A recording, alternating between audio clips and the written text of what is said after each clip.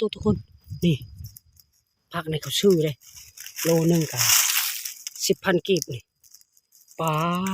หลายๆพุ่นนี่ก็เป็นเบิดแต่ใบมันบ่งามเพราะว่าฝนบ่ได้ตกปลาตัวมันนี่ก็แถวด้านนี้มันหลายเลยมันอยู่เลยบ่ได้อยู่ไปว่ามันน้อยบอนมันจะอยู่มันสิหลายเพราะว่าแถวนี้มันเบิดแต่ว่ายังน้อยนี่ไปตัวนี้ใหญ่ๆละโล 15,000 นี่ยังน้อยซ้ำนี่มีแต่โล 10,000บอนมันเคยอยู่ฮอด100หรือ200โลเขาได้ฮอดเป็นล้านเลยเอ้าจังได้กะซ้ำนี่ล่ะ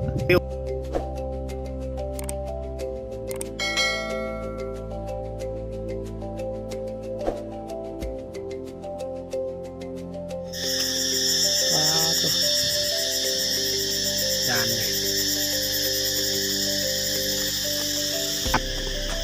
ชมวิวมื้อนี้ก็ธรรมชาติสวยงามที่สุดในภาคใต้สปป.ลาวอันนี้ซึ่งว่าด่านนี้แม่นด่านของเคยเข้าไปหาอยู่หากินตามธรรมชาตินี่ใส่กระหลอกกระลับกะประมาณนี้แหละเนาะแถวนี้ส่วนหลายไก่ป่าเลยแถวนี้ตะแลงเคยมันขันร้ายไม่กะต่ำๆบ่ได้สูงเลยโคตรงามธรรมศาสตร์เอาจังได้ก็พักติดตาม FC หลายคนผู้ติดตามรับชมกะบ่ได้อยากไปเบิ่งด่านนี้กะไปหาอยู่หากินกะติดต่อทางเบอร์หน้าจอใน YouTube เลยตอนนี้บ่าวลิงชนบทก็เปิดคลิปเปิดภาพให้พี่น้องได้เบิ่งได้ชมการดำรงชีวิตของบ้านนอกของนาก็ประมาณนี้เนาะทุกคนเพราะว่าบ้านนอกบ้านก็คือบ้านเลยเพราะว่าม่วนที่สุดของธรรมศาสตร์นี่การดำรงชีวิตหาอยู่หากินก็คือวันสิม่วนหลายทุกคนเพราะว่าส่วนหลายบ้านนอกนี่ก็เงินบ่ค่อยออกหลายเลยเพราะว่าทำแต่เหือแห้ง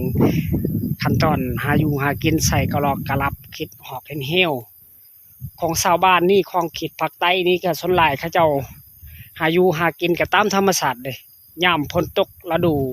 ดูพากะคืออึ้งห้องแล้วก็กบเขียดตามด้านนี้มันด่านกว้างในที่สุดของภาคใต้นี่ทุกชนิดเลยขอว่ามักให้มักยางมากยังก็มีเบิดส่วนลายเห็นล่ะเงินเห็นส่วนลายเห็นล่ะลิงสัตว์ต่างๆในธรรมชาติมันลายแล้วส่วนลายแล้วเข้าไม่ได้ลาปานใดเลยเพราะว่า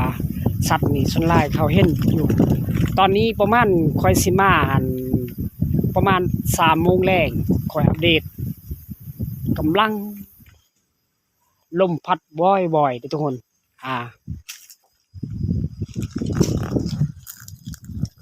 ตอนนี้ก็กำลังลมพัดบ่อยๆของธรรมศาสตร์ชมวิวอยู่เขตดงป่าคือกันเด้เพราะว่าดงป่านี่มันสิกว้างขนาดเลยของธรรมศาสตร์อยู่ในภาคใต้ของลาวตอนนี้บ่าวลิงชนบทอัปเดตและให้พี่น้องได้เบิ่งได้ชม FC พังไทยพังลาวก็คือมื้อนี้ล่ะอุดหนุนซอยบ่าวลิงชนบทก็เปิดภาพเปิดคลิปให้พี่น้องได้เบิ่งบ่มีความภาคความตอนทุกคนเอาจังได้กะไปรุ่นนำกันโดยทุกคนผู้ได้อยากไปอยากมาอยากแวะอยากไปนอนอยู่ในด่านอยู่ในถ้ำอยู่แถวนี้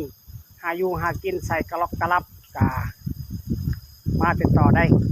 นำเบอร์หน้าจอของเฟซบุ๊กทุกคนเพราะป่านี่มันป่าห่วงห้ามการทางให้เลยเอาบริทางเพราะว่าอนุรักษ์ไว้ของไม้ธรรมชาติต่ำๆแถวนี้เอาจังได้กะคลิปนี้จบเพียงเท่านี้ทุกคนพอมือหน้ามือในไปดงไปปลาละอัปเดตให้พี่น้องได้เบิ่งได้ส้มได้เอาบายบายทุกคนอันนี้บอนทำเคยเข้านอนเลยเพราะว่าเขาเอิ้นเลยทำกบดูคลิปอองข้างนี่ก็ด่านนี่ก็ทำกบส้นลายที่กายกบลายได้แถวนี้ป้าตุ๊ทำนี่มันทำกบเลยทุกคน ผู้ใดอยากเห็นทำกรุบนี่มันมาไปเลย อันนี้คือมักย่างนี่เพราะว่ามักย่างนี่เขากินแต่ในมันเปลือกมันเขาออกไปมักย่างตกเลยนี่ส่วนลายลิงกินนี่ต้นมักย่างอันนี้หากมันนี่กะตกตัวหนึ่งค่อยเก็บ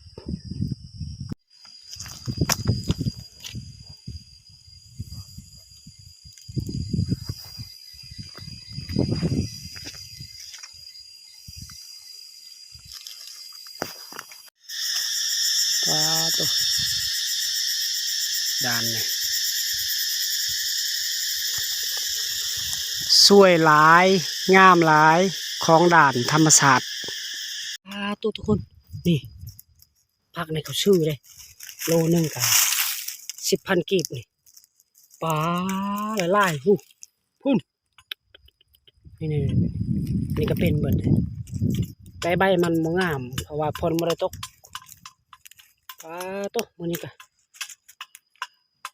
แถวด่านนี่มันหลายเลยมันอยู่เลยบ่ได้อยู่แบบว่ามันน้อยบอนมันจะอยู่มันสิหลายนี่เพราะว่าแถวนี้มันเบิดแต่ว่ายังน้อยนี่ใบตัวนี้ใหญ่ๆแล้วโล15,000นี่ยังน้อยซ้ำนี่มีแต่โล10,000บอนมันเคยอยู่ฮอด100หรือ200โลเขาได้ฮอดเป็นล้านเลยเอ้าจังได้กะซ้ำนี่ล่ะ